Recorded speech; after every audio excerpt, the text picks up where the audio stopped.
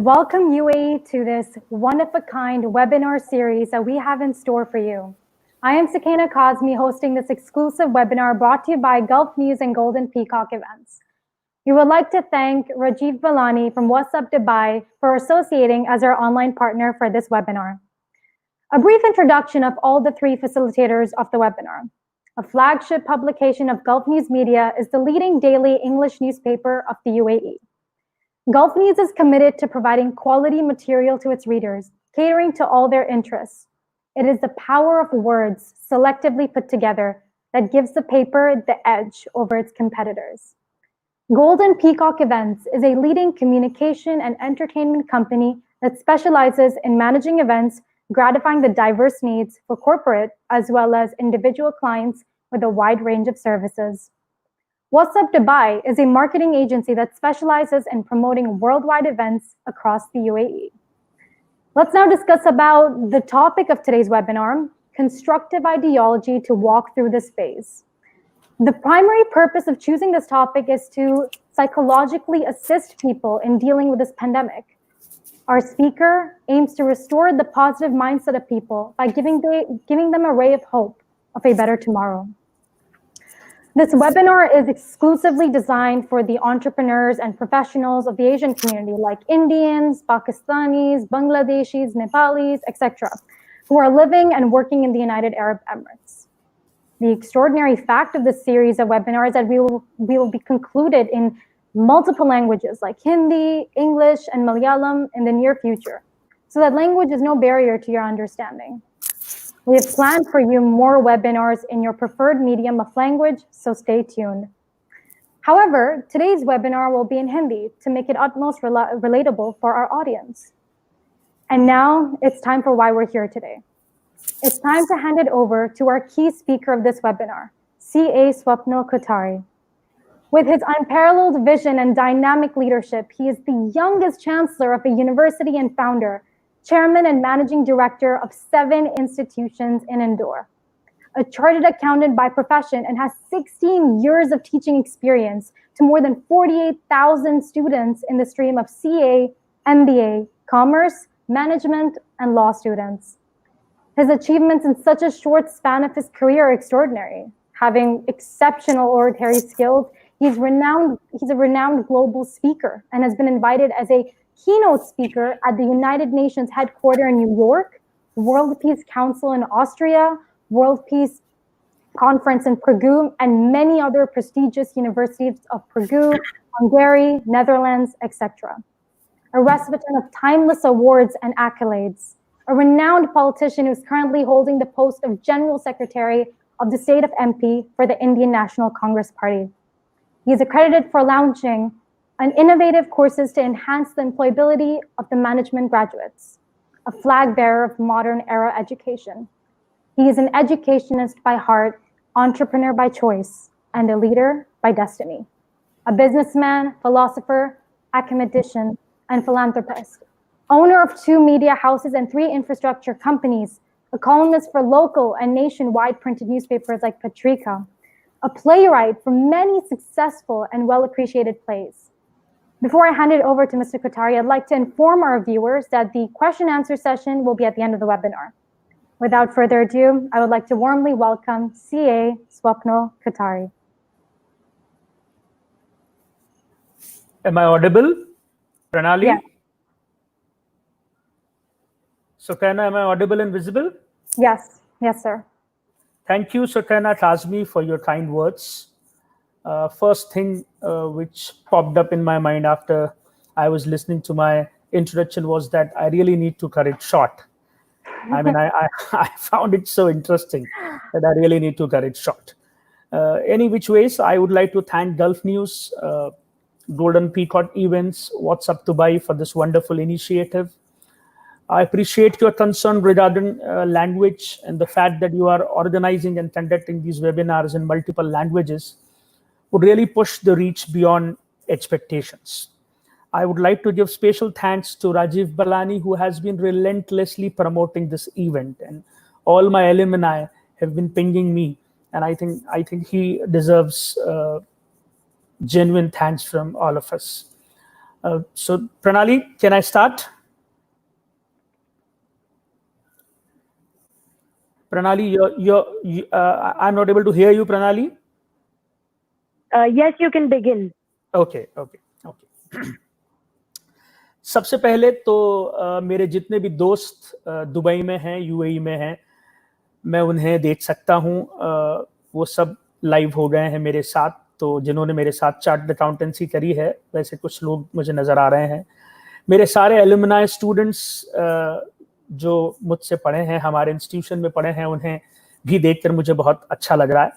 हमारे सारे partners, recruiters, business associates UAE के, दुबई के, क्योंकि दुबई हमारा बहुत ही फेवरेट डेस्टिनेशन है, फेवरेट कंट्री है, और हमारे बहुत सारे बिजनेस एसोसिएट्स है वहाँ पर। सो सभी को आज यहाँ पर लाइव देखकर मुझे अच्छा लग रहा है। अच्छा लग रहा है आप लोगों से मुखातिब होकर।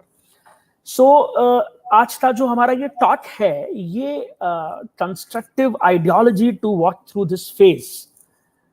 सो प्री कोरोना और पोस्ट कोरोना जो टाइमलाइन में एक डिवाइड हो गया है, उसमें कैसे ट्रांजिशन किया जाए, उसको लेकर ये वेबिनार ऑर्गेनाइज किया गया है। सो मैं लगभग 30-35 minutes I will talk and then we can have question answer session, and I think the second part of the talk would be equally interesting. So मैं अपने टॉक को फॉर्मली स्टार्ट करता हूँ। लकीरें जो होती हैं वो बड़ी अजीब होती हैं। अगर हमारे शरीर पर खींच दी जाए तो खरोंच बन जाती है, और अगर जमीन पर खींच दी जाए तो सरहदें बन जाती है। किसी बड़ी कंपनी का सीईओ अगर कागज पर कोई लकीर खींच देता है तो वो उस कंपनी की पॉलिसी बन जाती है। और कोई पॉलिटिशियन अगर जहर में डुबोकर हमारे जहन में लकीर खींच देता है तो वो कम्युनल डिवाइड बन जाता है, वो कास्ट डिवाइड बन जाता है। जो लोग कोएड स्कूल्स में नहीं पढ़े होते हैं और जिनकी बहनें नहीं होती हैं, जिनकी लड़कियां दोस्त नहीं होती हैं, जेंडर बायस उनके दिमाग में एक लकीर खींच देता है, और फिर वो एक ऐसी लकीर हो जाती है कि जिंदगी भर ऑपोजिट सेक्स से बात करने में वो अनकंफर्टेबल महसूस करते हैं। यही लकीरें जो हैं वो लिमिटेशन बनती है, यही लकीरें जो है वो परव्यू बनती है, यही लकीरें जो है वो ज्यूरिसडिक्शन बनती है, और यही लकीरें जो है वो स्कोप भी बनती है। ऐसी ही एक लकीर हमारे सबकॉन्शियस माइंड में खींच दी है कोरोना ने। हमारा जो अवचेतन मन है, सबकॉन्शियस माइंड जो है, उस पर समय के कालखंड को लेकर, टाइमलाइन को लेकर कोरोना ने एक लकीर खींच दी है, एक डिवाइडिंग लाइन खींच दी है। प्री कोरोना और पोस्ट कोरोना, कोरोना से पहले और कोरोना के बाद। और सब अनकंफर्टेबल हैं कि कोरोना से पहले सब कुछ इतना ठीक चल रहा था, पॉजिटिव चल रहा था, कैसे ये ट्रांजिशन होगा, कैसे हम प्री कोरोना से पोस्ट कोरोना एरा में ट्रांजिशन करेंगे, उसी को लेकर सभी जगह डिस्कशंस चल रहे हैं, वेबिनार चल रहे हैं। और गल्फ न्यूज़ ने एक अच्छा सा इनिशिएटिव लिया है और ये अपॉर्चुनिटी मुझे दी है आप सभी लोगों से यूएई में बात करने के लिए। सो मैं कुल मिलाकर आज के टॉक में 4 बातें आपसे शेयर करना चाहता हूं। ये टॉक बिजनेस वर्ल्ड को लेकर है, कॉर्पोरेट्स को लेकर है, प्रोफेशनल्स को लेकर है। तो इसका कंटेंट जो है वो ज्यादा कमर्शियल वर्ल्ड पर एप्लीकेबल रहेगा। सो सबसे पहली बात जो मैं अपने ऑडियंस से आज करना चाहता हूं वो ये है कि जरा सोचिए कि इस कमर्शियल दुनिया को कौन चलाता है। हमें लगता है कि इकोनॉमी ठीक चलती है तो हमारा बिजनेस ठीक चलता है, लेकिन ऐसा नहीं है। बहुत सारे बिजनेसेस हैं जो खराब इकोनॉमी में भी बहुत अच्छे चलते हैं, और बहुत सारे बिजनेसेस हैं जो अच्छी इकोनॉमी में भी नहीं अच्छे चल पाते हैं। जरा सोचिए, आपके बिजनेस को, प्रोफेशन को, नौकरियों को कौन रेगुलेट कर रहा है, ये किससे ड्रिवन है। हमें लगता है गवर्नमेंट पॉलिसी से ड्रिवन है, हमें लगता है इकोनॉमी से ड्रिवन है, हमें लगता है स्टॉक मार्केट से ड्रिवन है, हमें लगता है पॉलिटिक्स से ड्रिवन है, हमें लगता है स्ट्रैटेजी से ड्रिवन है। हाँ है, इन सभी चीजों से ड्रिवन है, लेकिन कौन सा ऐसा फैक्टर है जो इस दुनिया के बिजनेस वर्ल्ड को सबसे ज्यादा ड्राइव करता है। सो आज का जो हमारा डिस्कशन है उसमें सबसे पहले हम उसी फैक्टर पे बात करेंगे जो सबसे ज्यादा इस बिजनेस वर्ल्ड को ड्राइव करता है। क्या ये बिजनेस वर्ल्ड डर से चलता है? क्या ये बिजनेस वर्ल्ड लालच से चलता है? क्या ये बिजनेस वर्ल्ड फियर से चलता है? क्या ये बिजनेस वर्ल्ड ग्रीड से चलता है? किससे चलता है ये बिजनेस वर्ल्ड? किससे ड्रिवन है ये पूरी बिजनेस की दुनिया? तो सबसे पहली बात जो हमें समझनी है वो ये समझनी है कि ये बिजनेस वर्ल्ड जो है वो होप से ड्रिवन है। It is completely hope driven. उम्मीद से चलती है सारी दुनिया और उम्मीद से चलता है सारा business world. Every business, every profession, every job in this world is driven by hope. सबसे बड़ा जो ड्राइविंग फोर्स है वो होप है। और यहीं से हमारी प्रॉब्लम शुरू होती है, बिकॉज कोरोना के इस इफेक्ट ने होप फैक्टर को बहुत बुरी तरह से डिस्टर्ब कर दिया है। सब तरफ उम्मीदें जो है वो धराशायी हो गई है, ड्रॉप डाउन हो गई है, और इस कारण सब डिसअपॉइंटेड, डिमोटिवेटेड महसूस कर रहे हैं।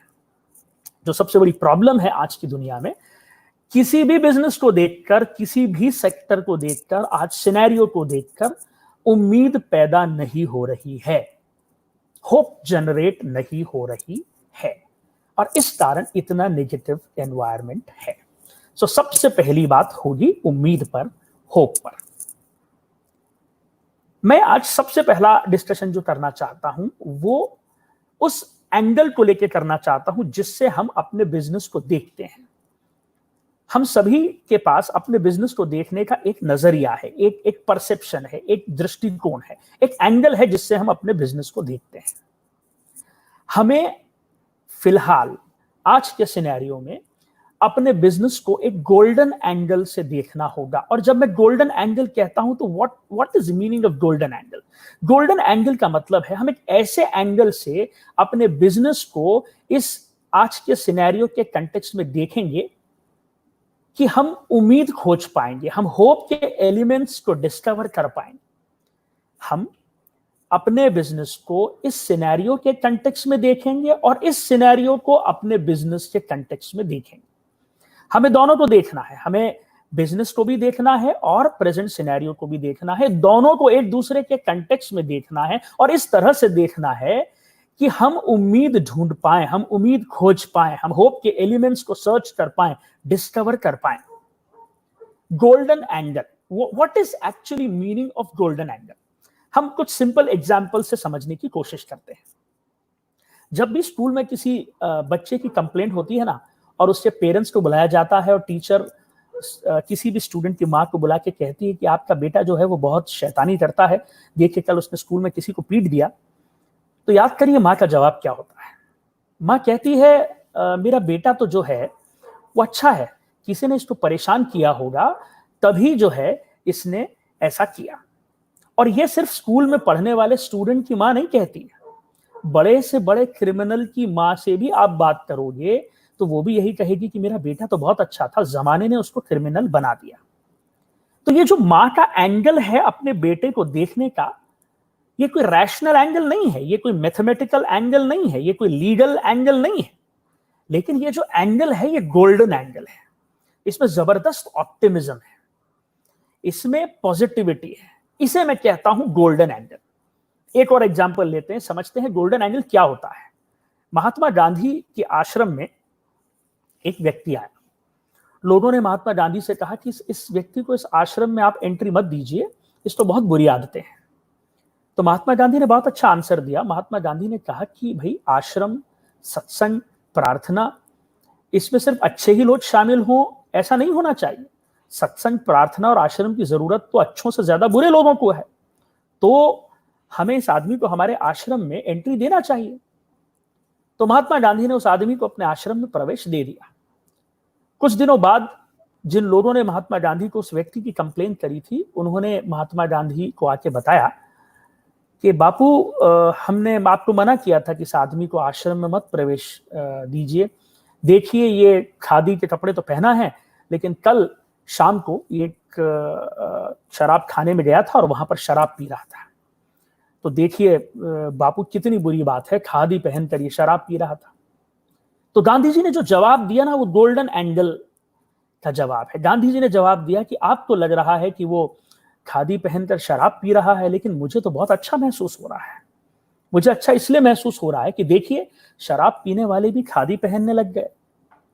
मैं तो इसका ब्राइटर एस्पेक्ट देख रहा हूं, देखिए शराब पीने वाले भी खादी पहनने लग गए। आप ये बोल रहे हो खादी पहनने वाला शराब पी रहा है, मैं कह रहा हूं शराब पीने वाले भी खादी पहनने लग गए, तो मैं तो उसका ब्राइटर एस्पेक्ट देख रहा हूं। ये जो नजर है देखने की, ये जो एंगल है किसी भी चीज को देखने का, इसे मैं कहता हूं गोल्डन एंगल। ये जो माँ की नजर होती है बेटे को देखने की, ये जो महात्मा गांधी का नजरिया था चीजों को देखने का, इसे मैं कहता हूं गोल्डन एंगल। और ऐसा नहीं कि ये सिर्फ एक किताबी बात है। रिकी पॉन्टिंग का नाम आप सभी ने सुना होगा, ऑस्ट्रेलियन क्रिकेटर है और बहुत ही डायनामिक क्रिकेटर था। इस दुनिया में जो 3 क्रिकेटर्स हैं जिन्होंने सबसे ज्यादा रन स्कोर किए हैं, उसमें रिकी पॉन्टिंग है। इनफैक्ट रिकी पॉन्टिंग ने लगभग 60 सेंचुरी स्कोर करी है वनडे और टेस्ट क्रिकेट में। रिकी पॉन्टिंग से पूछा गया कि आपकी सक्सेस का राज क्या है, तो रिटायर होने के बाद उन्होंने एक बहुत ही खूबसूरत जवाब दिया।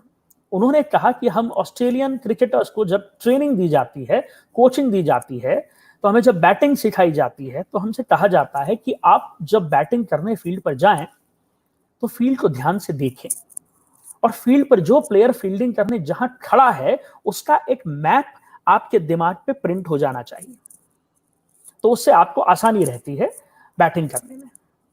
बट आगे रिकी पॉन्टिंग कहते हैं अपने इंटरव्यू में कि लेकिन मेरे साथ बचपन से ही कुछ अजीब होता था।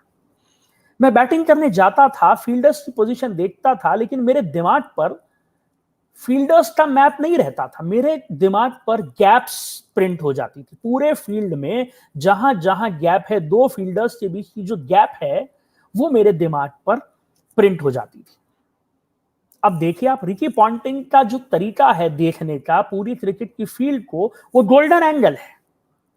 अगर हम आज के सिनेरियो में अपने बिजनेस को गोल्डन एंगल से देखेंगे और होप के एलिमेंट्स ढूंढ लेंगे, तो फिर देखिए आप स्थिति कैसे बदलती है। क्योंकि सक्सेसफुल बिजनेस के लिए आपको दोनों लेवल पे होप जनरेट करनी होगी। आपको अपने एम्प्लॉइज और वर्कर्स में भी होप जनरेट करनी होगी और आपको अपने कस्टमर्स और क्लाइंट्स में भी होप जनरेट करनी होगी। कोई भी बिजनेस बहुत अच्छा तभी तो चलता है जब इंटरनल एनवायरनमेंट में भी होप होती है और एक्सटर्नल एनवायरनमेंट में भी होप होती है। सो अभी हमें गोल्डन एंगल से हमारे बिजनेस को देखना है और होप के एलिमेंट्स ढूंढना है। पहले तो हम उस गोल्डन एंगल से अपने बिजनेस को देखेंगे, फिर हम अपने वर्कर्स और एम्प्लॉइज को उसी एंगल से अपने बिजनेस को दिखाएंगे और फिर हम अपने कस्टमर्स और क्लाइंट्स को उसी गोल्डन एंगल से अपने बिजनेस को दिखाएंगे। और मैं जो कह रहा हूं वो सिर्फ एक बुकिश फंडामेंटल नहीं है। हम सेंट्रल इंडिया में we run a university and this is our admission session. So my sales team, I was having a sales call with my sales team, and one of the guys of my sales team, very bright guy, he asked a question.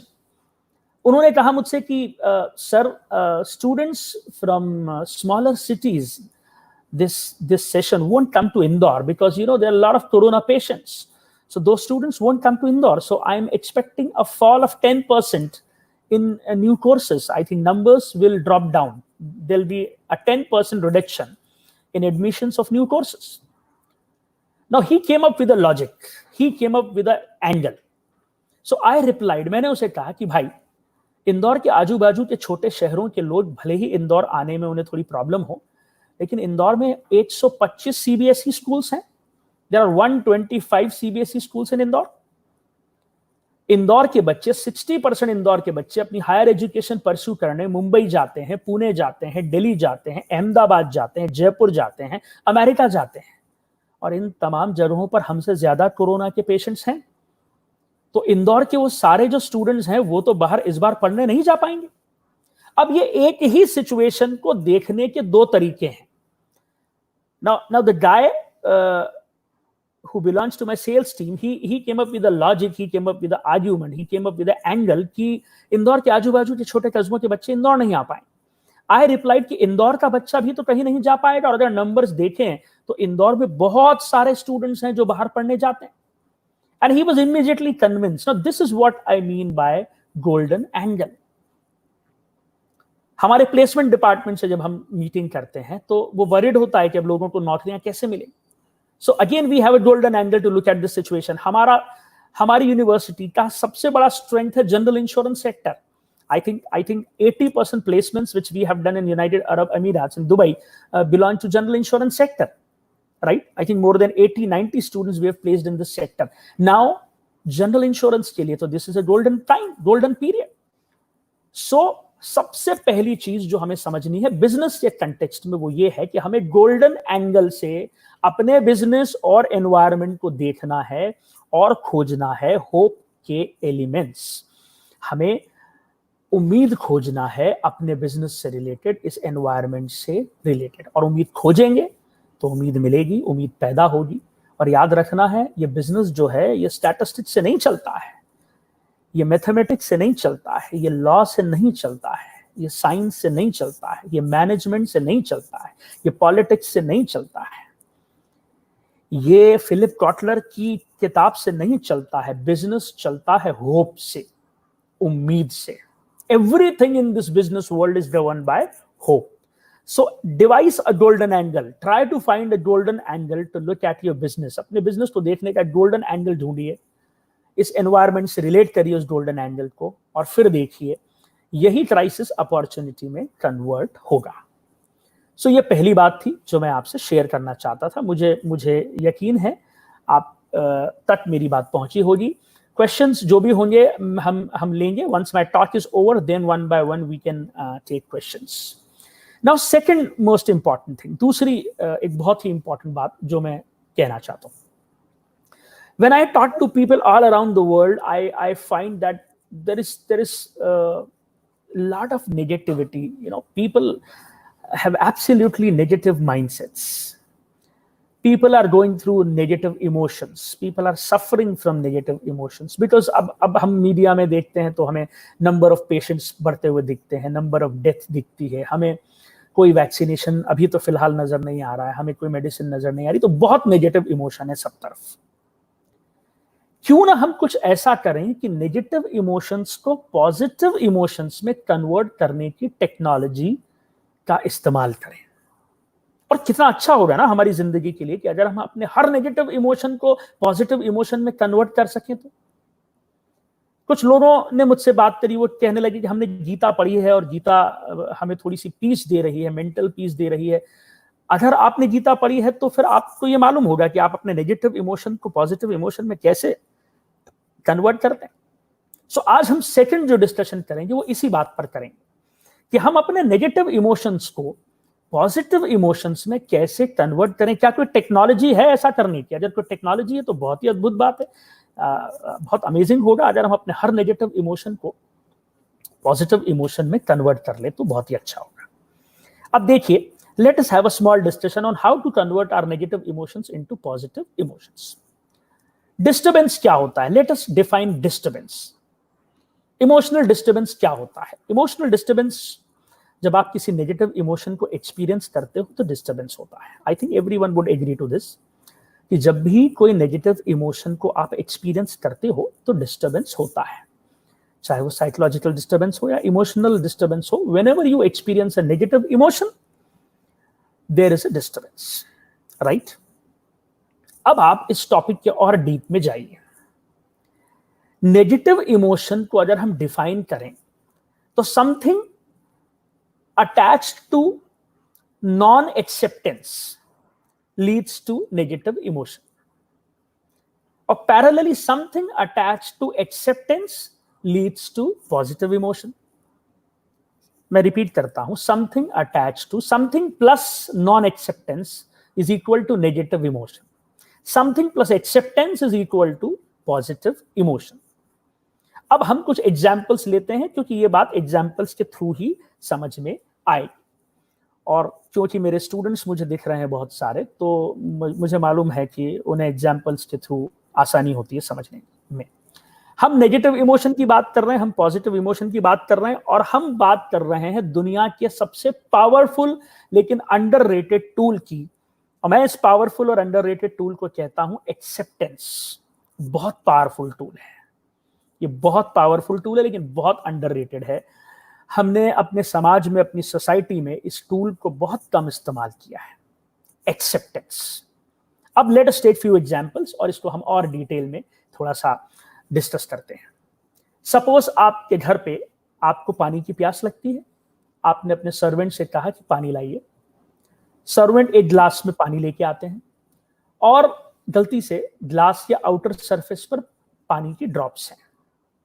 Servant आपको पानी देते हैं, आप पानी लेते हैं और आप पानी पीते हैं, लेकिन क्योंकि ग्लास के आउटर सरफेस पे पानी की ड्रॉप्स हैं, आपके ट्राउजर पर पानी की ड्रॉप्स गिर जाती हैं and you become furious, you become angry, गुस्सा आता है। और एंगर के कारण आप अपने सर्वेंट को कहते हैं कि तुम्हें मैं 5 बार बोल चुका हूं कि जब भी पानी लाया करो ग्लास के आउटर सरफेस को क्लीन करके लाया करो, मुझे बिल्कुल पसंद नहीं है ग्लास के आउटर सरफेस पर पानी की ड्रॉप्स होना, और देखो आज मेरा ट्राउजर खराब हो गया। And you shouted your servant. Situation 1। यहां पर नेगेटिव इमोशन कौन सा आया? एंगर, गुस्सा। अब इस सिचुएशन को थोड़ा सा चेंज करते हैं। अगले दिन आप चीफ मिनिस्टर के घर पे गए शाम को। चीफ मिनिस्टर से आपकी बात चल रही है। चीफ मिनिस्टर ने आपको पूछा कि आप चाय लेंगे, मिस्टर कोठारी की कॉफी लेंगे। आपने कहा आई हैव टी सर। और चीफ मिनिस्टर का सर्वेंट आपके लिए पहले पानी लेके आया, और फिर पानी में जिस ग्लास में था उस ग्लास के आउटर सरफेस पर पानी की ड्रॉप्स थी, और फिर आपने पानी लिया और गलती से फिर कुछ ड्रॉप्स क्योंकि ग्लास के आउटर सरफेस पे थी आपके ट्राउजर पर गिर गई। सर्वेंट ने आपसे कहा चीफ मिनिस्टर के सामने सॉरी। आपने बहुत ही खूबसूरत सी स्माइल दी, जैसी आप अपने कॉलेज डेज में अपनी गर्लफ्रेंड्स को देते थे, और इतनी खूबसूरत स्माइल देके कहा it's okay, it's fine.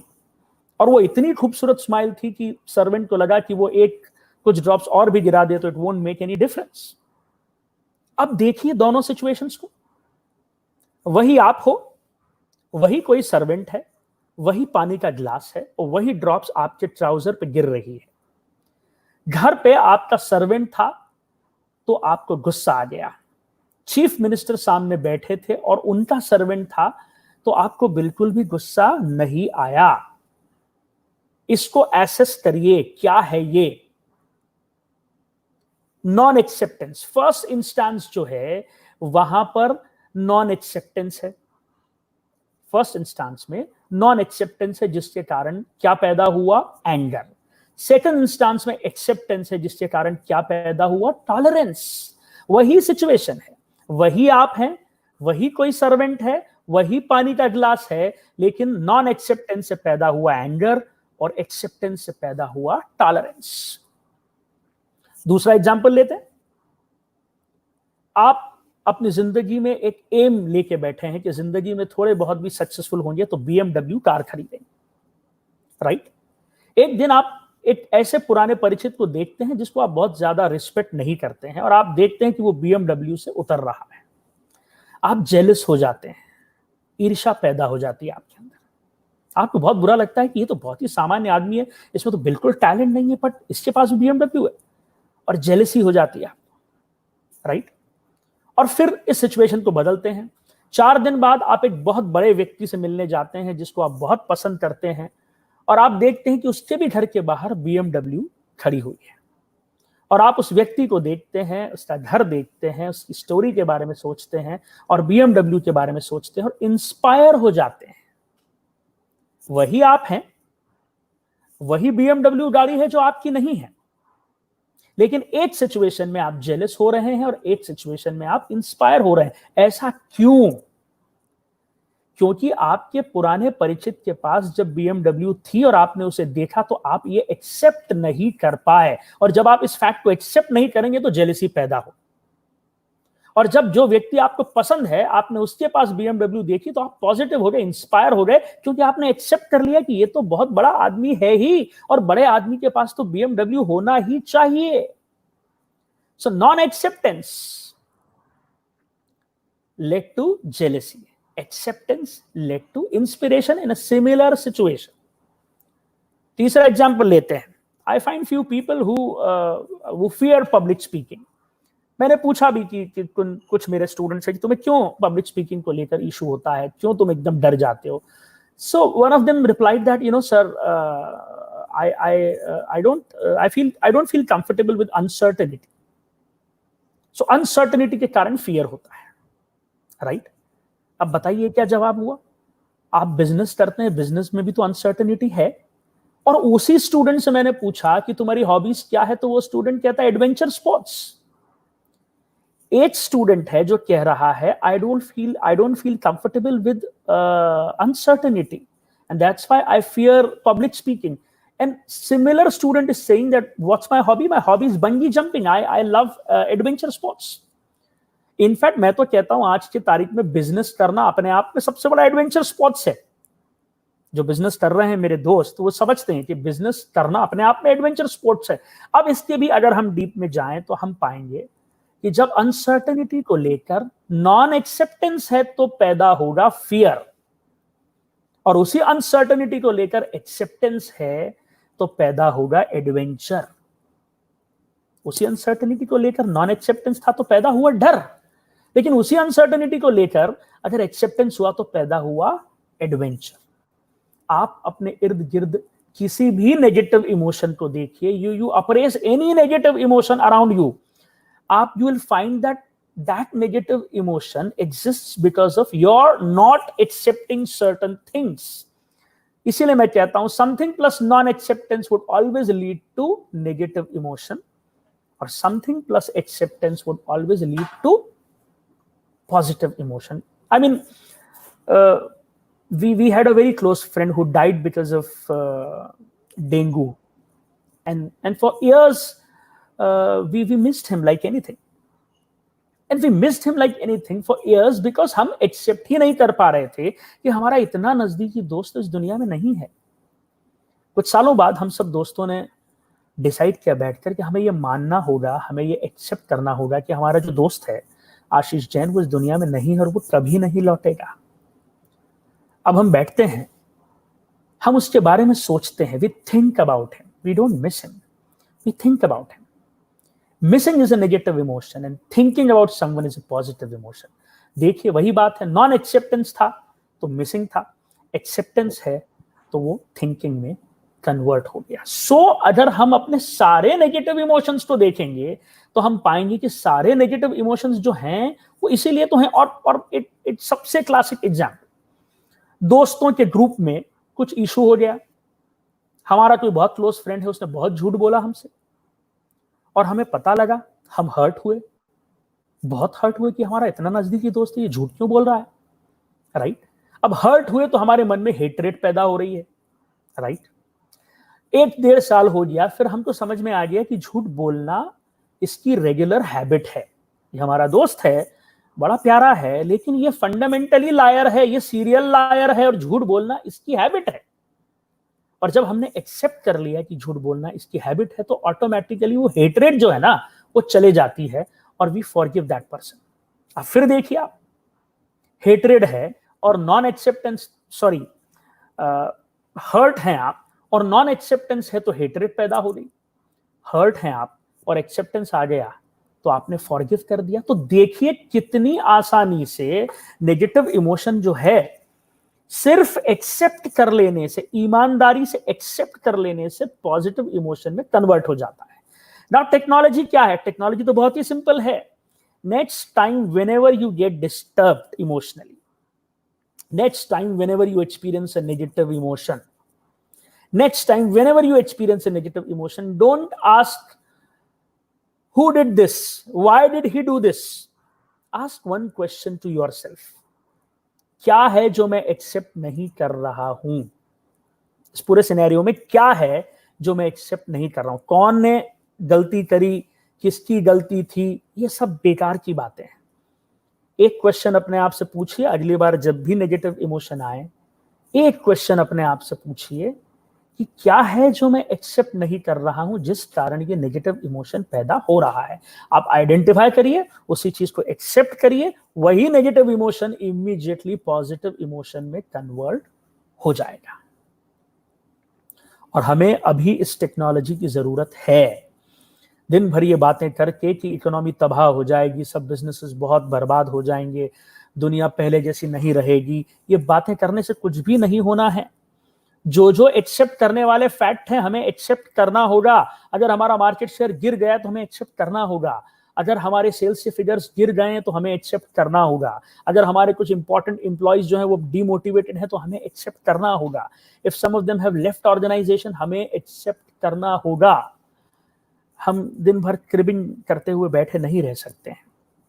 Acceptance एक बहुत पावरफुल और अंडररेटेड टूल है। उसका इस्तेमाल करिए अपनी पर्सनल लाइफ को इंप्रूव करने के लिए, उसका इस्तेमाल करिए अपने बिजनेस को इंप्रूव करने के लिए, उसका इस्तेमाल करिए अपने रिलेशनशिप्स को इंप्रूव करने के लिए।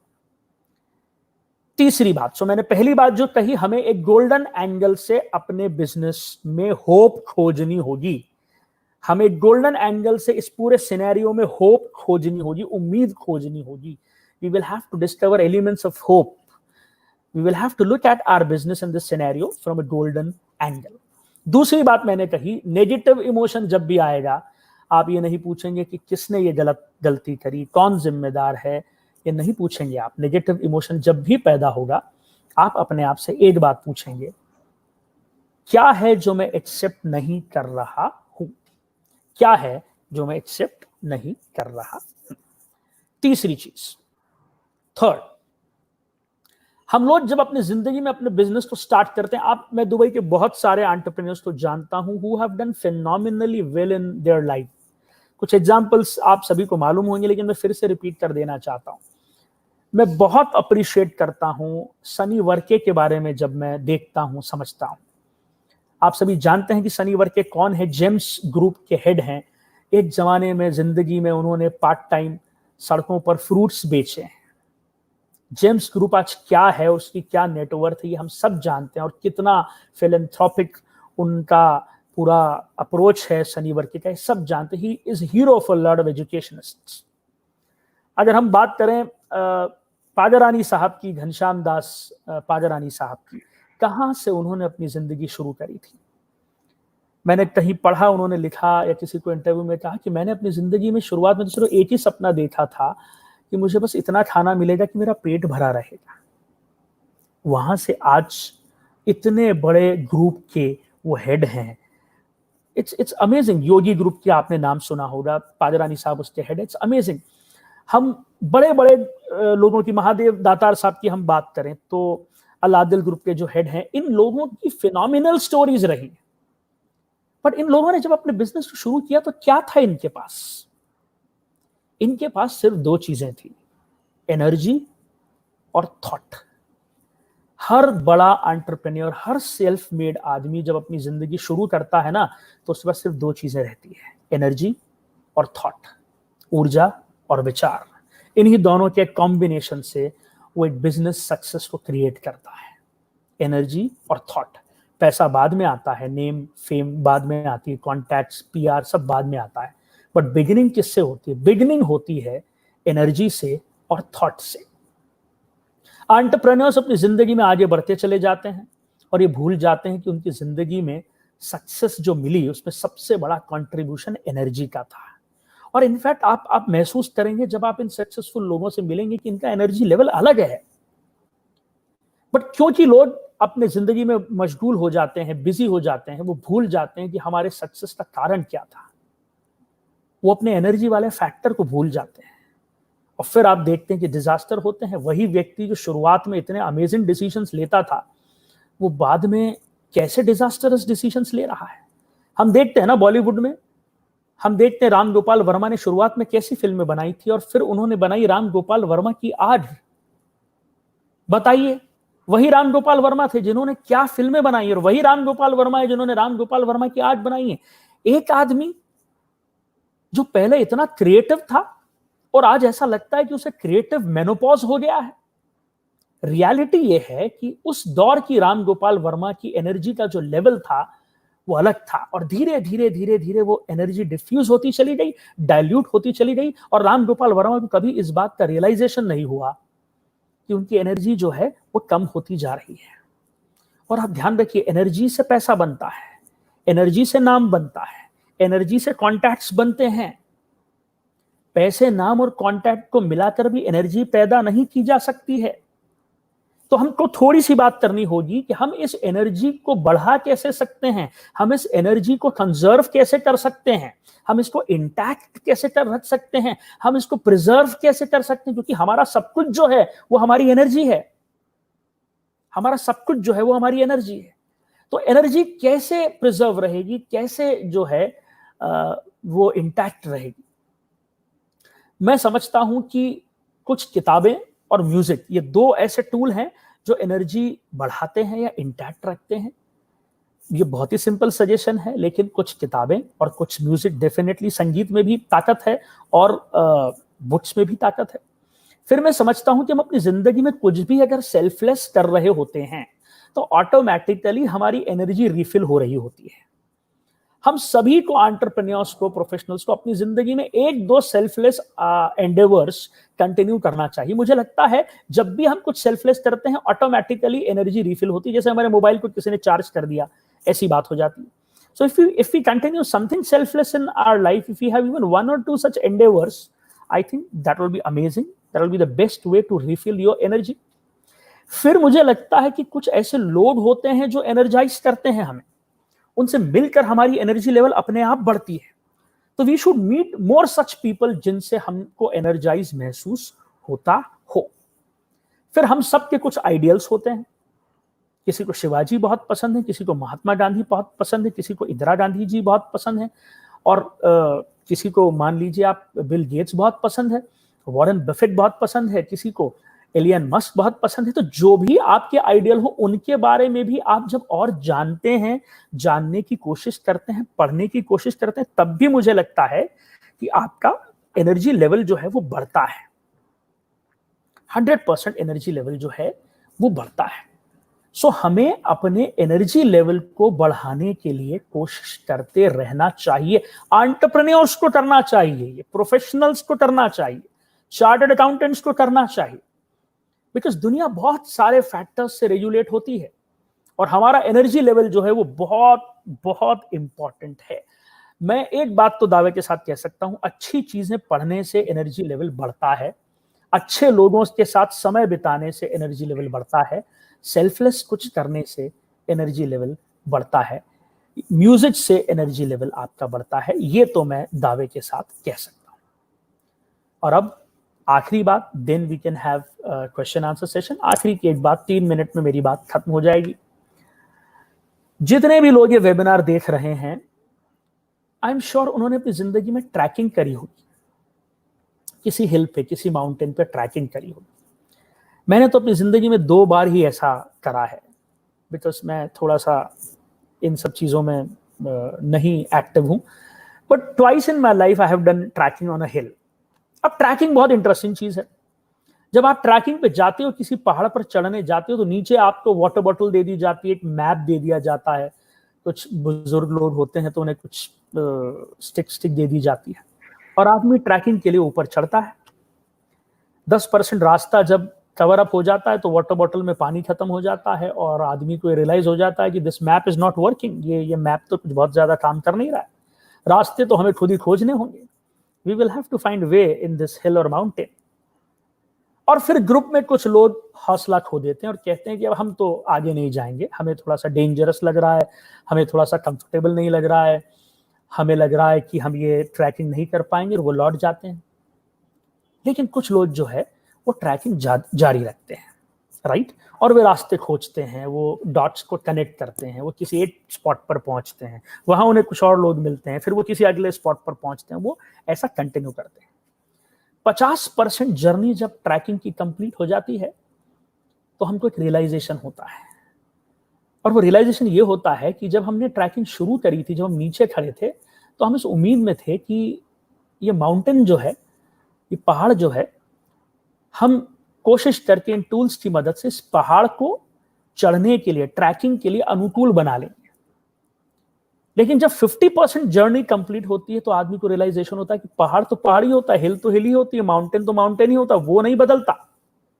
सिर्फ आपके सोचने का तरीका बदल जाता है और आपकी बॉडी थोड़ी सी अकस्टम हो जाती है ट्रैकिंग करने के लिए। जब 50% रास्ता कंप्लीट हो जाता है तो बॉडी थोड़ी सी अकस्टम हो जाती है ट्रैकिंग के लिए, माइंड थोड़ा सा अकस्टम हो जाता है ट्रैकिंग के लिए, और फिर आगे का 50% रास्ता जो है वो बड़ी आसानी से कट जाता है।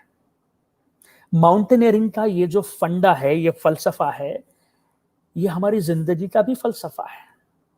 हम सब भी कोरोना से पहले अपनी अपनी जर्नी में थे, पहाड़ों पे चढ़ रहे थे, एकदम से ये लैंडस्लाइड हो गया और ऊपर से जमीन भी टूटने लगी, बड़े बड़े पत्थर भी गिरने लगे, और हम अचानक हमने ये पाया कि आजू बाजू के लोग इससे बहुत बुरी तरह से इफेक्ट हो रहे हैं। हम भी डर गए।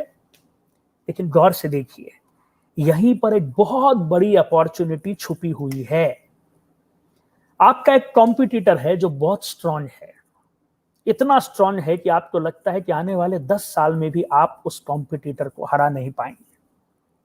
गौर से देखिए, यह पॉसिबल है कि कोरोना को आपका कॉम्पिटिटर नहीं हरा पाए, आपका कॉम्पिटिटर कोरोना के सामने घुटने टेक दे, और यह पॉसिबल है कि आप कोरोना को हरा दें, आप कोरोना के सामने घुटने नहीं टेकें। यह पॉसिबल है कि कोरोना आपके कॉम्पिटिटर को हरा दे और आप कोरोना को हरा दे, बावजूद इसके कि आप अपने कॉम्पिटिटर को हराने की स्थिति में नहीं हैं। मैं अलग अलग बहुत सारी इंडस्ट्री के फर्म से बात करता हूं, क्योंकि मैं चार्टर्ड अकाउंटेंट हूं, ये रिसर्च करना मुझे पसंद है। मैं ये पाता हूं कि छोटे छोटे प्लेयर्स फिनोमिनली अच्छा काम कर रहे हैं और बड़े बड़े प्लेयर्स बहुत तकलीफ में हैं, क्योंकि जो प्लेयर जितना बड़ा है उसको उतना वर्किंग कैपिटल क्राइसिस है, जो जितना बड़ा है उसकी कैपिटल बजटिंग की अपनी प्रॉब्लम है, जो जितना बड़ा है उसके ऊपर उतना डेट है। सो ऐसा बिल्कुल पॉसिबल है कि आप इस कोरोना के टेन्योर में, एरा में, एक ऐसे आदमी को पीछे कर दें जिसको मेहनत करके आप 10 साल में भी पीछे नहीं कर सकते थे। हो सकता है कि आप कोरोना सरवाइव कर जाएं और वो कोरोना सरवाइव नहीं करे, उसका बिजनेस जो है वो डैमेज हो जाए और आप बीच में से कहीं तो भी रास्ता निकाल के सरवाइव कर जाए। इस दौर में सरवाइव करना फर्स्ट टारगेट हमारा होना चाहिए, एक्सेल करना, गोल्डन एंगल के थ्रू एक्सेल करना हमारा सेकंड टारगेट होना चाहिए। सो इमेजिन करिए कि आप सब चढ़ रहे हैं पहाड़ पर, लैंडस्लाइडिंग हो रही है, आपको अपने आप को बचाना है, आजू बाजू जो होगा सो होगा, क्योंकि जब ये लैंडस्लाइडिंग खत्म हो जाएगी तो बहुत ही अमेजिंग एक नया एनवायरनमेंट आपको दिखेगा। हो सकता है कि आप पाएं कि आप फिर अपनी इंडस्ट्री में सबसे बड़े लीडर हो गए या पहले 10 इंपॉर्टेंट लीडर्स में शामिल हो गए। इसीलिए इस क्राइसिस को एक नए एंगल से देखना, अप्रेस करना बहुत जरूरी है। तो कुल मिलाकर मैंने 4 बातें करी। सबसे पहली बात जो मैंने कही वो ये कही कि हमें अपने बिजनेस को और इस सिनेरियो को एक गोल्डन एंगल से देखना होगा। दूसरी बात जो मैंने करी वो ये रही कि नेगेटिव इमोशन को पॉजिटिव इमोशन में कैसे कन्वर्ट किया जाता है। Non acceptance leads to jealousy, acceptance leads to inspiration. वही सिचुएशन, वही BMW, वही आप। So anything plus non-acceptance would lead to negative emotion. Anything plus acceptance would lead to positive emotions. Next time जब भी कोई इमोशनल डिस्टर्बेंस हो, अपने आप से क्वेश्चन करिए, क्या है जो मैं एक्सेप्ट नहीं कर रहा हूं। आइडेंटिफाई करिए, एक्सेप्ट करिए और उस नेगेटिव इमोशन को इमीडिएटली पॉजिटिव इमोशन में कन्वर्ट करिए। तीसरी बात जो मैंने कही, हम सब अपने करियर के शुरुआती दौर में 2 चीजों से बने हैं, एनर्जी और थॉट। पर हम उस एनर्जी को नर्चर करने के लिए, प्रिजर्व करने के लिए, इंटैक्ट रखने के लिए कुछ भी नहीं करते हैं। So start working on your energy. अपनी एनर्जी पे काम करना स्टार्ट करिए, बहुत अच्छे नतीजे आपको मिलेंगे। और आखिरी चीज, पहाड़ कभी भी चढ़ने के लिए अनुकूल नहीं होता है। हमारी बॉडी अकस्टम होती है माउंटेन पे चढ़ने के लिए, हमारा माइंड अकस्टम होता है माउंटेन पे चढ़ने के लिए। Post corona it will be a new world. So हो सकता है आपका कॉम्पिटिटर कोरोना से हार जाए, हो सकता है आप कोरोना से जीत जाएं और कोरोना के ही थ्रू आप अपने कॉम्पिटिटर को हरा दें। ये बिल्कुल संभव है। मैं ऐसा होते देख रहा हूं बहुत सारे सेक्टर्स में, बहुत सारे इंडस्ट्रीज में। So I think Sukanya, I am done with my talk. I would love to answer a few questions now. Pranali, I'm audible and visible? Yes, sir, you are. So Sukanya, Yeah. Sukhaina, I'm done with my talk. We can Thank have some you. question answers. I would love to answer questions. Sure. Thank you so much, Mr. Kochari, for those inspiring words. You're absolutely correct. You know, at this sort of situation we're in, it's so important that, you know, we work towards surviving, but also working towards climbing that mountain and constantly keep pushing ourselves. And it's a great reminder, you know, to look at our businesses from a golden angle, move forward with our business with energy and thought, convert our negative emotions to positive emotions through acceptance, and of course, never lose hope, you know, especially during these challenging times. So I don't want to take too much of your time, but we will now begin with the question and answer session. Just going to start off with the questions we have here coming in. So The first question is from Shubham Sharma. And her question is, sir, how do I cultivate creativity? Shubham Sharma happens to be our alumni, and he's working for a company, and he has always been very close to me. Shubham Sharma, you want to cultivate creativity. So first of all, we can cultivate creativity. There's no such rule that it's an inborn quality. आप creativity को cultivate कर सकते हैं. ऐसा कोई rule नहीं है कि वो इनबॉर्न है, वो ब्लड में होती है, जीन्स में होती है. There's no rule like that. There's a very simple exercise जिसके थ्रू आप क्रिएटिविटी को कल्टिवेट कर सकते हैं. थोड़ी सी किडिश है, but I'll share it with you. Take a pen and paper. एक पेन और पेपर लीजिए और कोई भी ऑब्जेक्ट उठा लीजिए. जैसे फॉर एग्जाम्पल ये मोबाइल जो है वो हमने उठा लिया. पेन लीजिए, पेपर लीजिए. अब इस मोबाइल को हाथ में लीजिए और सोचिए हम इसको कैसे यूज कर सकते हैं. मान लीजिए अब हमको इससे कम्युनिकेशन नहीं करना है, राइट. मोबाइल के सारे फीचर्स को भूल जाइए और अब apart from communication and apart from using this instrument for all those features which are there in this instrument, हम इससे और क्या कर सकते हैं. यानी एक मिनट लिए भूल जाइए कि ये एक फोन है, राइट. ये फाइबर का एक बना हुआ पीस है, रेक्टेंगुलर, राइट. आप भूल जाइए कि इसमें कैमरा है, वो सारे फीचर्स भूल जाइए, क्योंकि फीचर्स तो जो है वो तो आपका लेफ्ट ब्रेन आपको गाइड कर देगा. मैं बात कर रहा हूं राइट ब्रेन की, क्योंकि आपको क्रिएटिविटी कल्टीवेट करनी है तो आपको राइट ब्रेन को स्टार्ट करना पड़ेगा काम कराना.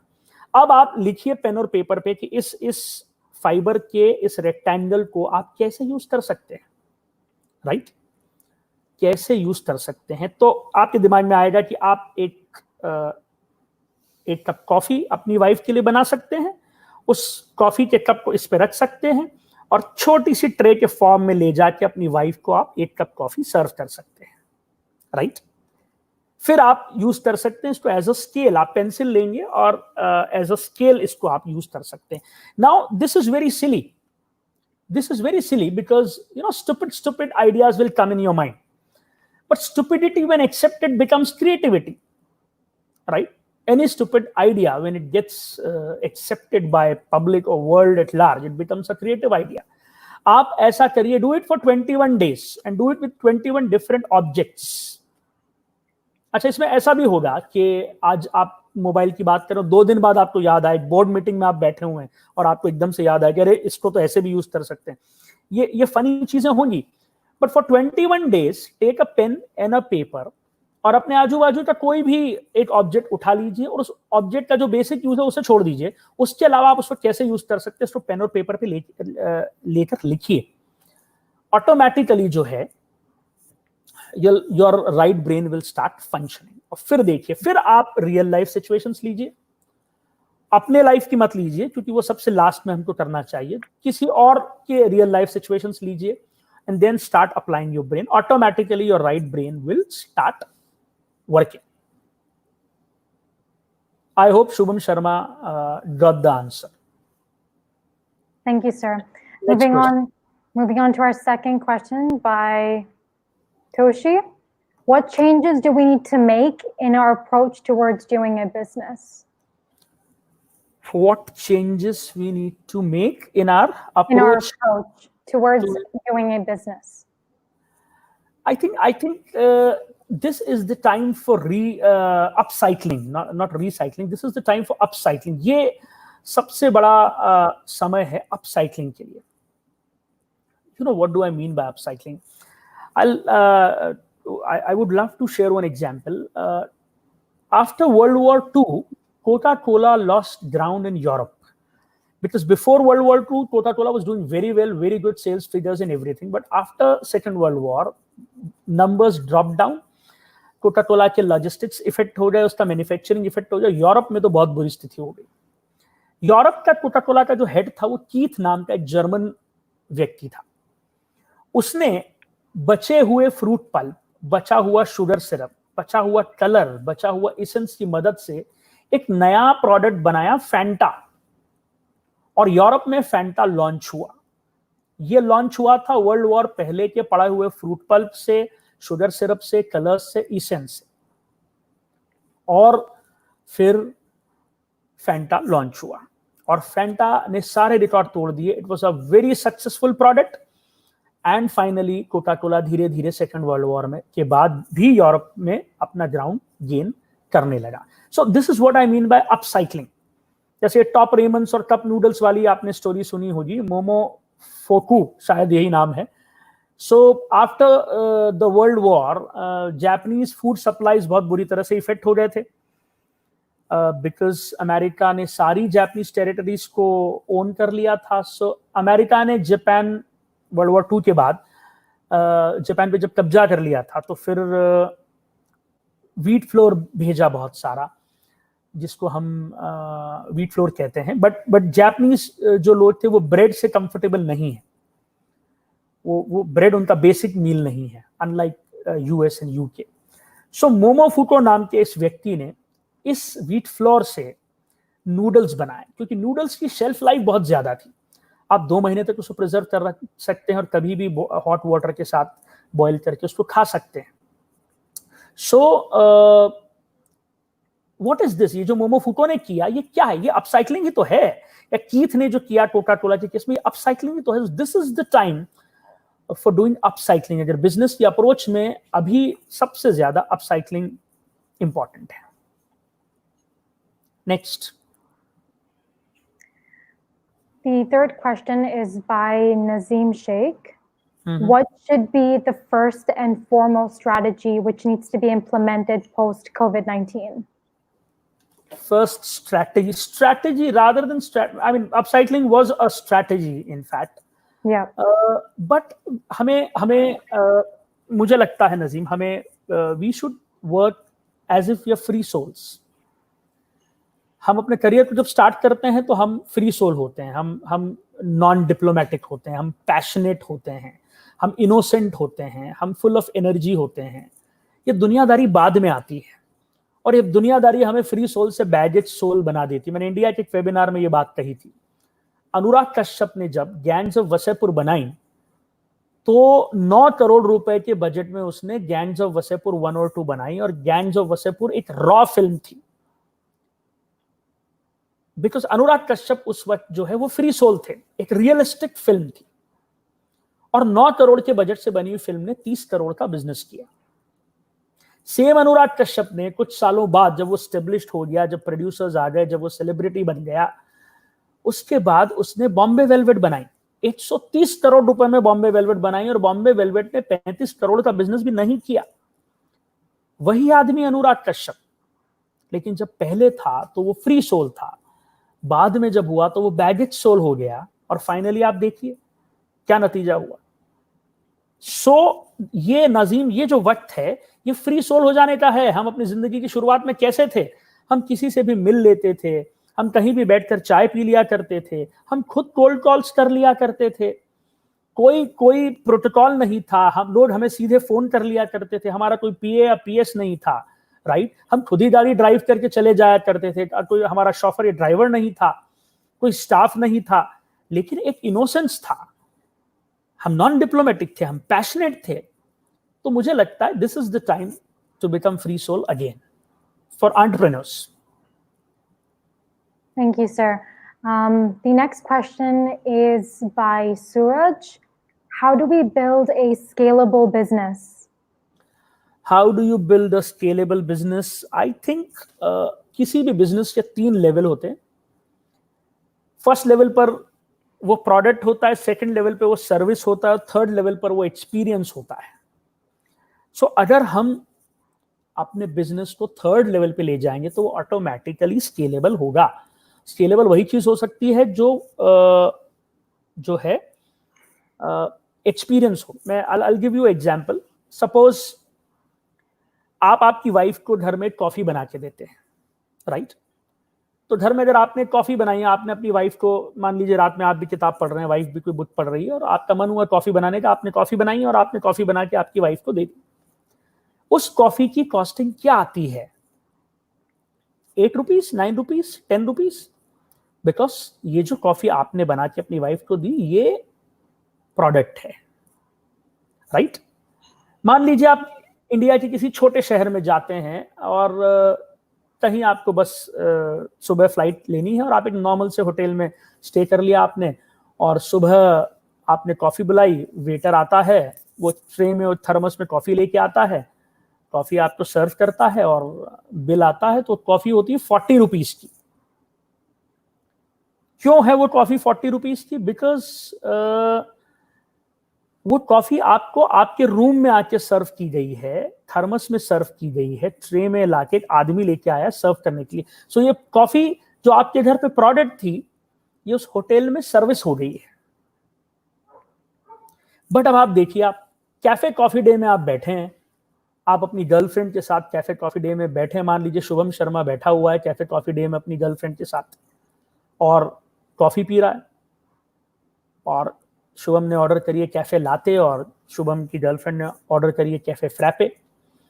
1.5 घंटे तक दोनों 2 कॉफी पीते रहे और 1.5 घंटे बाद बिल आया, तो बिल आया 450 रुपए का। 450 रुपए की 2 कॉफी। शुभम ने बड़े स्टाइल से पे किया और टिप छोड़ दी 50 रुपए की। शुभम चले गया। अब क्यों एक कॉफी वहां पर 250 रुपए की है? क्योंकि कैफे कॉफी डे पे जो कॉफी आपको दी जा रही है वो प्रोडक्ट नहीं है, वो सर्विस नहीं है। कैफे कॉफी डे एक एक्सपीरियंस है, स्टारबक्स एक एक्सपीरियंस है, कॉस्टा एक एक्सपीरियंस है। आई थिंक दुबई एयरपोर्ट पे जो कॉस्टा कॉफी है अमेजिंग है, मेरी बहुत ही फेवरेट है। सो वो एक एक्सपीरियंस है, राइट? तो एक्सपीरियंस जो है उससे आपका बिजनेस स्केलेबल बनता है। जब आप कोई भी प्रोडक्ट या सर्विस बेचते हैं और फाइनली वो एक्सपीरियंस बन जाता है, तो ऑटोमेटिकली वो बिजनेस स्केलेबल बन जाता है। Moving on to our next question. Sir, does ego and perception play an important role in acceptance and non-acceptance?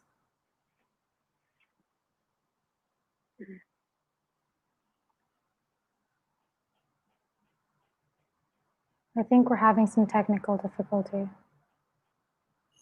Yeah, we're just checking that.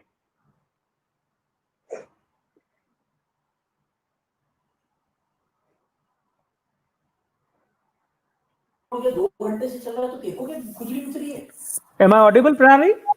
Yeah, we can. Yeah. So, am I we can audible? hear now. Yep. Yes. Yeah, sir. So the next question is, does ego and perception play an important role in acceptance and non-acceptance? This is by Alok Arora. Ego plays a very important role. I think acceptance के लिए हमें अपने ego को कहीं ना कहीं dilute करना पड़ता है। ईगो जो है, अगर हम उसको डाइल्यूट नहीं करेंगे तो हम कभी भी एक्सेप्टेंस नहीं कर पाएंगे, हम एक्सेप्ट नहीं कर पाएंगे। So ego plays a very important role. Perception doesn't play a important role, because perception से तो ईगो क्रिएट होता है। हर चीज को अपने पॉइंट ऑफ व्यू से हम देखते हैं, और जब हम अपने पॉइंट ऑफ व्यू से देखते हैं किसी भी चीज को, तो हम हमेशा अपने आप को सही मानते हैं और किसी और को गलत मानते हैं। तो परसेप्शन को एक तरफ रखिए, ईगो को डाइल्यूट करिए, और जब भी कोई डिस्टर्बेंस हो या नेगेटिव इमोशन हो, ये क्वेश्चन अपने आप से पूछिए कि क्या है जिसे मैं एक्सेप्ट नहीं कर रहा हूं। Absolutely. And now to our next question. This is by Surika. Sir, I'm a teacher of Bright Writers School in Abu Dhabi. What message should I share with my students on your behalf? School students? Yeah, this is a teacher speaking. She's asking what message should I share with my students on your behalf? I mean, you can share a very simple message. हम जिस चीज में अपना time invest करते हैं वो चीज grow करती है, right? Whenever we invest our time in anything, that thing grows. और जिस चीज में से हम अपने टाइम को डिसवेस्ट कर लेते हैं, बिकॉज इन्वेस्टमेंट का ऑपोजिट होता है डिसवेस्टमेंट। हम जिस चीज में समय देना बंद कर देंगे वो कोलैप्स करेगी, हम जिस चीज में समय देना स्टार्ट कर देंगे वो ग्रो करेगी। ये रिलेशनशिप्स पर भी बात लागू होती है, ये बिजनेस पर भी बात लागू होती है, लर्निंग पर भी बात लागू होती है, या आपकी हेल्थ और फिटनेस पर भी बात लागू होती है। सो अपने स्टूडेंट्स के साथ शेयर करिए कि आप जिस भी चीज में टाइम इन्वेस्ट करेंगे वो चीज ग्रो करेगी। All right. And to our next question. I can see one question of one of my very close student, Prakhar Upadhyay. He is asking that should we switch jobs right now? I would say no, Prakhar. You should not switch job right now. This is not a right time to switch job. I mean, it again depends on what kind of offer you have in hand, which company is offering you, what kind of profile they're offering you. But this is not the right time for switching the job. Anyway, this is a very subjective question, Prakhar, and you can ping me. You have always been pinging me day, night, whenever you want, you can ping me. So we can have a personal discussion on that, Prakhar. All right. We have a question from a user ID named Construction Equipment. Their question is, do you have any parameter to evaluate patience? There is a criteria to evaluate patience. I mean, the first test to evaluate patience is whether you react or you respond, right? You should ask this question to yourself, whether you react or you give response, because giving response is something different, reaction is something different. So you should ask this question to yourself. And हम initiative और action के नाम पे लगातार reaction देते रहते हैं. हम जब हमें लगता है ना कि हम एक्शन कुछ कर रहे हैं, तो हम एक्शन नहीं कर रहे होते, हम रिएक्ट कर रहे होते हैं, राइट? इनिशिएटिव एक अलग चीज है, एक्शन एक अलग चीज है, रिएक्शन एक अलग चीज है, और रिस्पॉन्स जो है वो एक अलग चीज है. सो महात्मा गांधी को साउथ अफ्रीका में ट्रेन से बाहर निकाल दिया गया.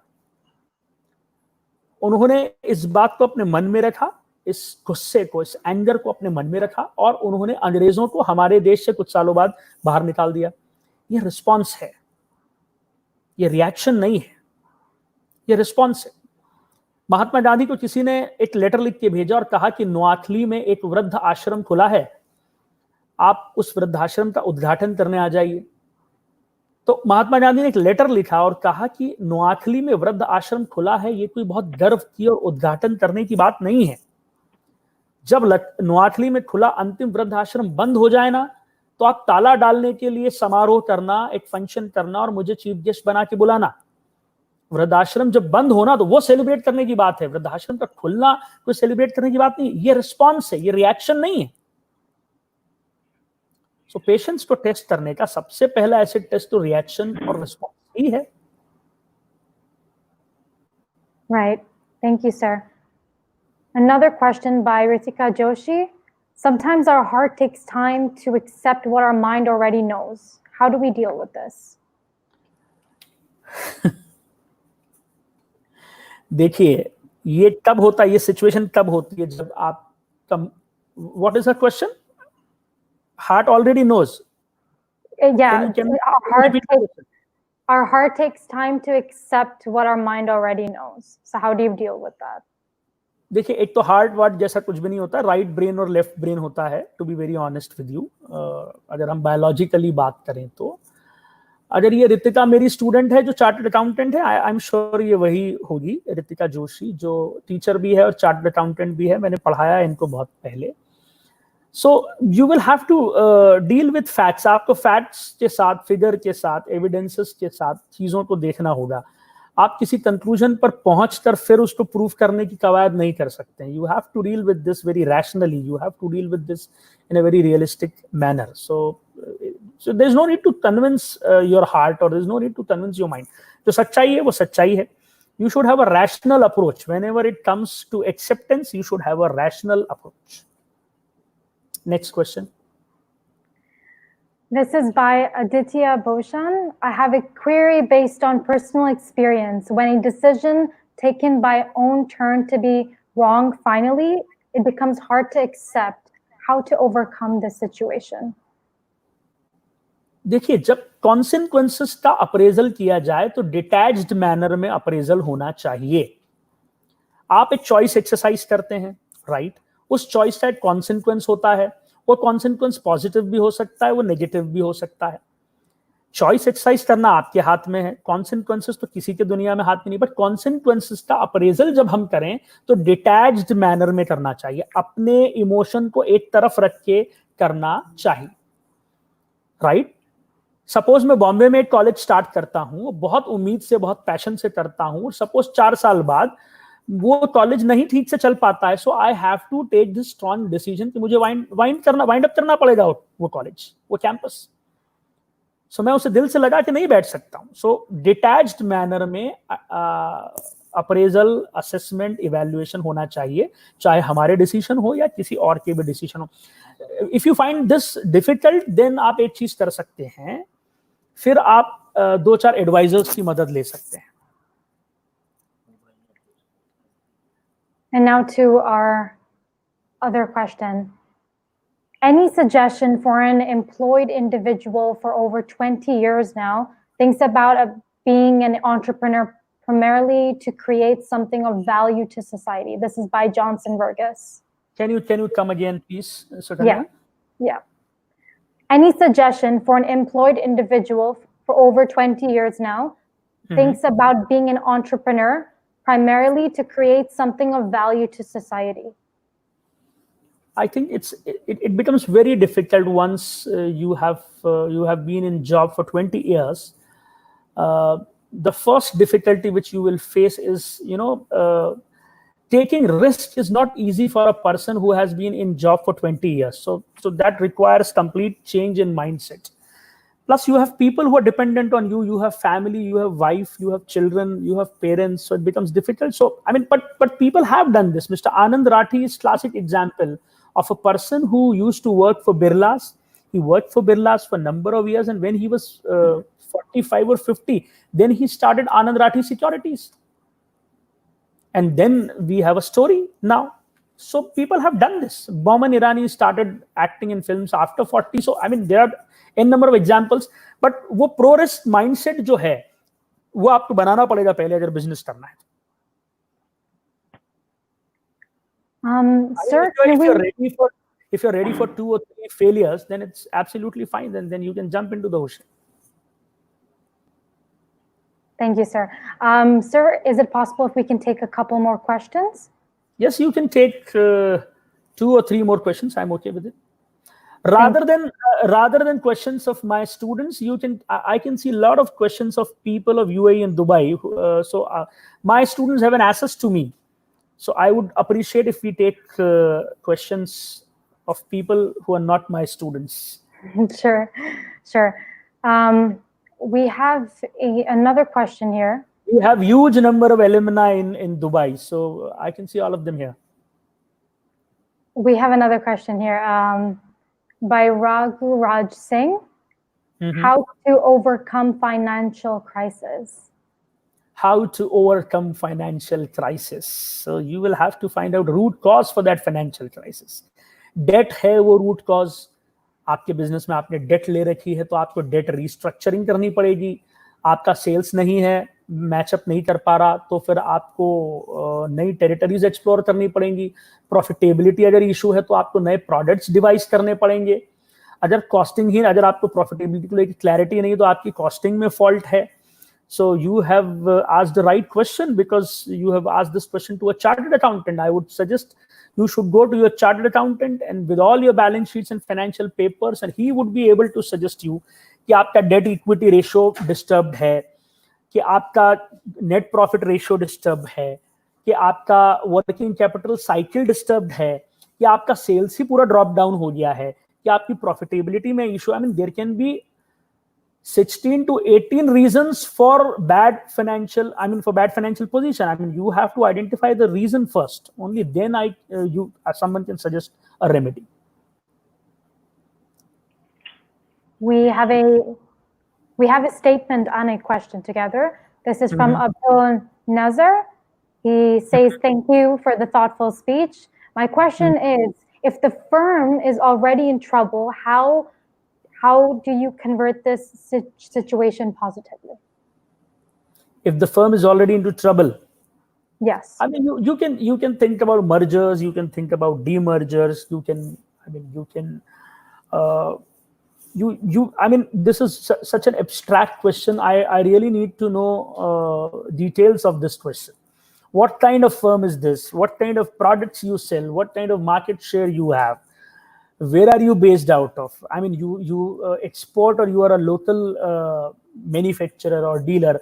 GST के कारण, because VAT लग गया ना दुबई में भी, VAT is VAT one of the reasons which has affected your business. So I mean, Sukaina, this is a very typical question. I won't be able to answer it unless I have details. Yeah. I can see one very good question. Can spirituality help in enhancing some skills of business? Someone has asked this. If you can see the live comments. Can you see the live comments, Sutanya? Yeah. How does spirituality play a role to develop new skills for business? This is by Bava Gopani. Sorry. So, what is spiritualism? Spiritualism, how does spirituality play a role to develop new skills for business? Spiritualism, I mean, I have a definition for spirituality. It's alignment in your energy, emotions, actions, and thoughts. So being spiritual for me is alignment of my energy, emotions, actions, and thoughts, right? And if I acquire this alignment, this would nurture and this would enhance my creativity. And if this increases or enhances my creativity, then I'll be able to do innovations in my business, as well as I can live a happy life. So it is directly related to your business. It can help your business. We have another question. This is by Azim from Abu Dhabi. Says, good evening. How can an employer keep hope and positivity in his employees during this current situation? That was my first point. You will have to look at your business and this scenario from a different angle. That's what I meant by a golden angle. अपने business को और इस scenario को एक अलग angle से आपको देखना होगा अजीम, एक गोल्डन एंगल से देखना होगा, ताकि होप के एलिमेंट्स आप डिस्कवर कर पाएं, गैदर कर पाएं. आप गैदर करेंगे, फिर उसी एंगल से आप अपने एम्प्लॉयज और वर्कर्स को दिखाएंगे वो बिजनेस, फिर आप अपने कस्टमर्स को दिखाएंगे उसी एंगल से, और उसी के बाद सब कुछ ठीक होगा. That was the first part of my speech, in fact. Right, sir. There are so many questions. So I think we are done with the time. We can have last two questions if you want. Yeah. Yeah.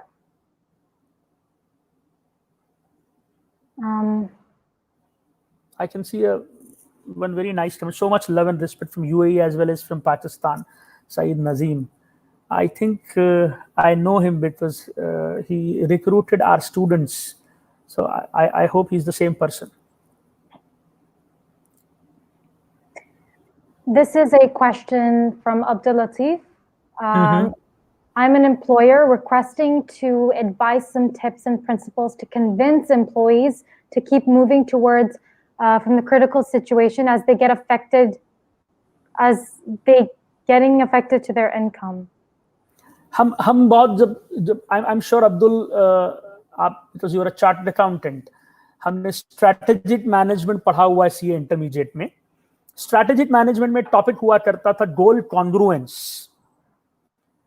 Goal congruence का मतलब होता है हमें अपने goals और अपने employees के goals में एक कॉन्ग्रुएंस की सिचुएशन क्रिएट करनी होगी.